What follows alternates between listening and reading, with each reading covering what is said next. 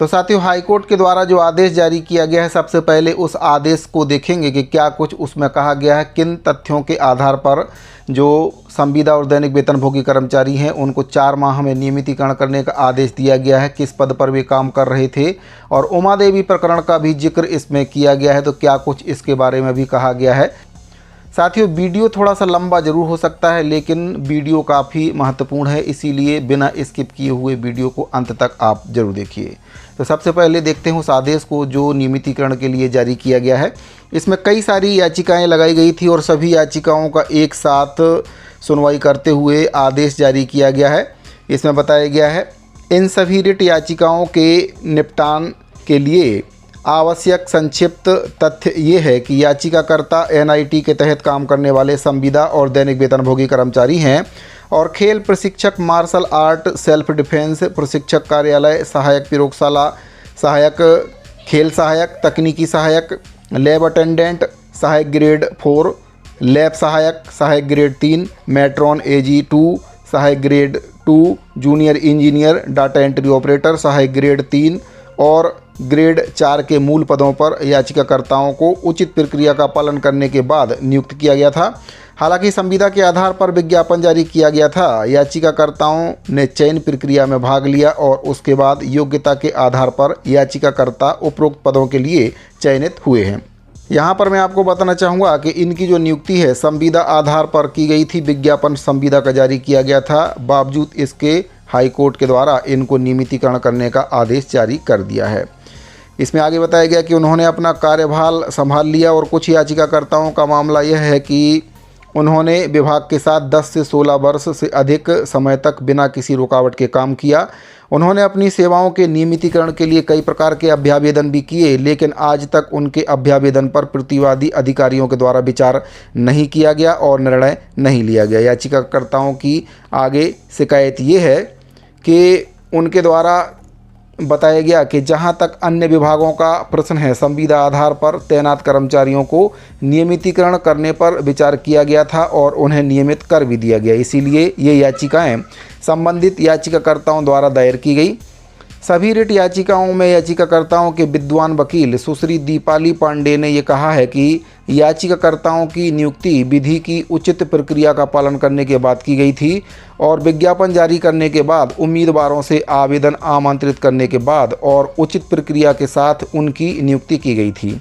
उन्होंने आगे कहा कि याचिकाकर्ताओं की नियुक्तियां ना तो अनियमित हैं और ना ही अवैध। आगे यह तर्क भी दिया गया कि याचिकाकर्ताओं ने 10 साल से अधिक की सेवा पूरी कर ली है और यदि इस स्तर पर उन्हें हटा दिया जाता है या नियमित नियुक्ति की जाती है तो यह अन्याय होगा, क्योंकि वे नियमितीकरण के लिए विचार किए जाने के अपने अधिकार से वंचित हो जाएंगे। यह तर्क देने के लिए याचिकाकर्ता नियमितीकरण के हकदार हैं। सचिव कर्नाटक राज्य बनाम उमा देवी मामले में माननीय सर्वोच्च न्यायालय के द्वारा दिए गए निर्णय पर भरोसा किया गया है। आगे यह तर्क दिया गया है कि याचिकाकर्ताओं को रिक्त स्वीकृत पद पर नियुक्त किया गया था और वे विधिवत योग्य व्यक्ति हैं और उन्हें 10 वर्ष से अधिक की सेवा पूरी कर ली गई है। इसीलिए उनकी सेवाओं के नियमितीकरण के प्रश्न पर प्रतिवादी प्राधिकारियों के द्वारा योग्यता के आधार पर विचार किया जाना चाहिए था। आगे इसमें बताया गया है कि इसके अलावा विनोद कुमार और अन्य बनाम भारत संघ और अन्य के मामले पर भरोसा किया गया है, जिसकी रिपोर्ट 2024 9 SCC 327 में की गई थी। यह तर्क देने के लिए कि नियमितीकरण के लिए याचिकाकर्ताओं के मामले पर विशेष रूप से इस बात को ध्यान में रखते हुए विचार किया जाना चाहिए था कि उन्होंने 10 से 17 साल तक की जो सेवा है वह पूरी कर ली है। साथियों, सबसे बड़ा तर्क यहाँ पर यह दिया गया है कि 10 साल की सेवा उनके द्वारा पूरी कर ली गई थी, कईयों की 17 साल भी हो गई थी और इनको नियमितीकरण नहीं किया जा रहा था।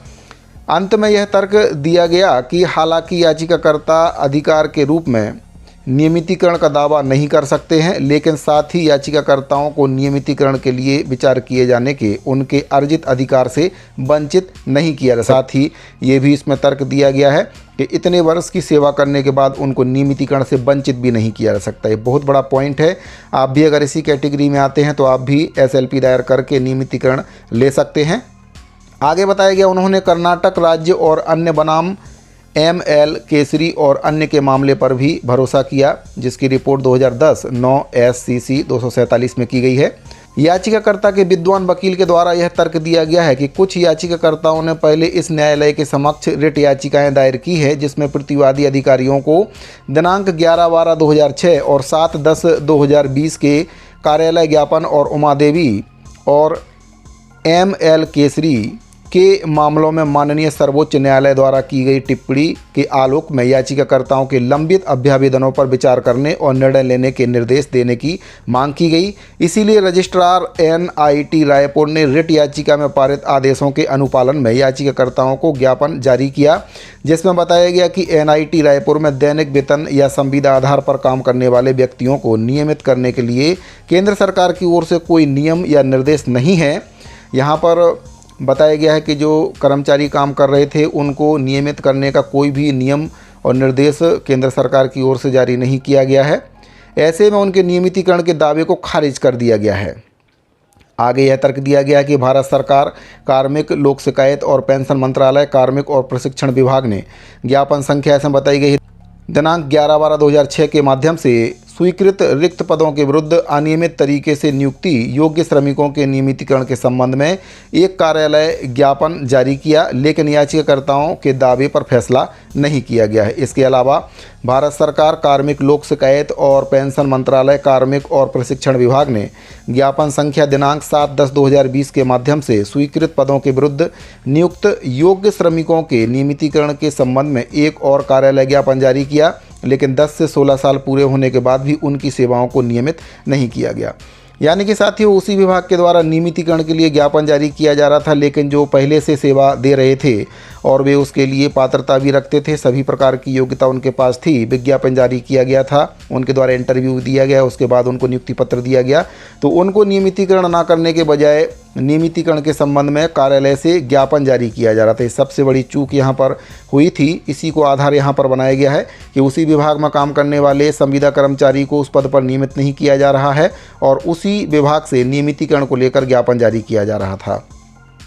इसके बाद यहाँ पर बताया गया है कि ऐसे में रिट याचिकाओं को अनुमति दी जाए और प्रतिवादी अधिकारियों को याचिकाकर्ताओं की सेवाओं को नियमित करने का निर्देश दिया जाए, जिस पर उन्हें नियुक्त किया गया था और वर्तमान में वे काम भी कर रहे हैं। मतलब जिस विभाग में वे काम कर रहे हैं उनको उसी विभाग में उसी पद पर नियमित करने का आदेश हाईकोर्ट के द्वारा दिया गया है। याचिकाकर्ताओं के विद्वान अधिवक्ता ने माननीय सर्वोच्च न्यायालय के द्वारा उड़ीसा राज्य और अन्य बनाम मनोज कुमार प्रधान के मामले में पारित निर्णय पर भरोसा जताया, जो विशेष अनुमति अपील संख्या से बताई गई है को तय किया गया था। साथ ही श्रीपाल और अन्य बनाम नगर निगम गाजियाबाद, जो कि इसमें ऑनलाइन SC 221 में रिपोर्ट किया गया था। याचिकाकर्ताओं के विद्वान वकील ने गोपीनाथ के मामले में भी इस माननीय न्यायालय द्वारा दिए गए निर्णय पर भरोसा जताया है।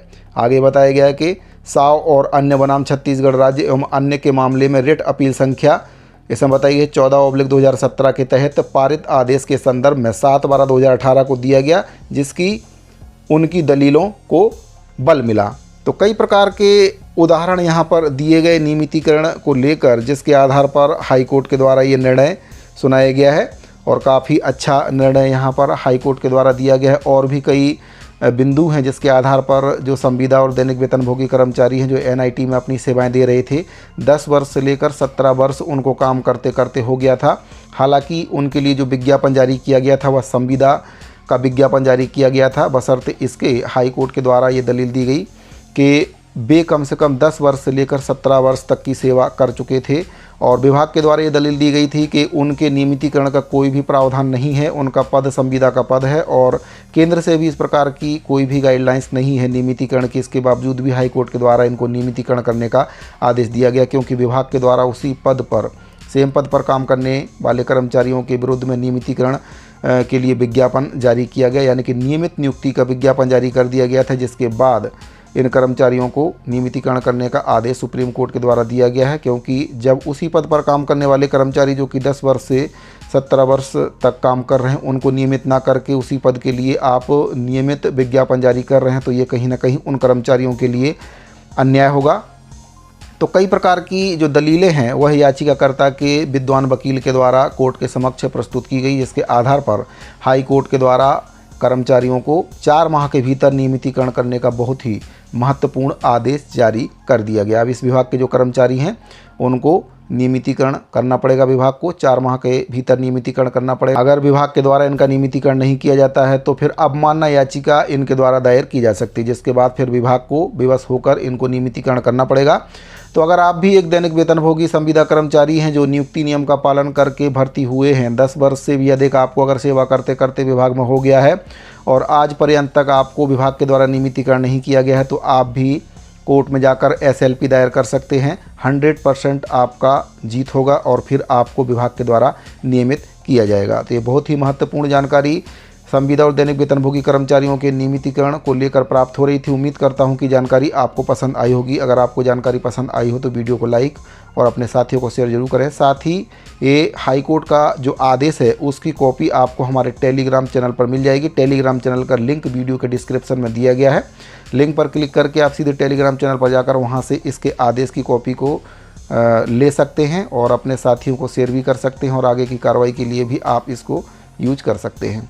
उम्मीद करता हूं दी गई जानकारी आपको पसंद आई होगी। अगर आपको जानकारी पसंद आई हो तो वीडियो को लाइक और अपने साथियों को शेयर जरूर करें। इस वीडियो फिलहाल इतना ही, मिलते हैं अगली वीडियो में। अभी के लिए दीजिए इजाज़त, धन्यवाद।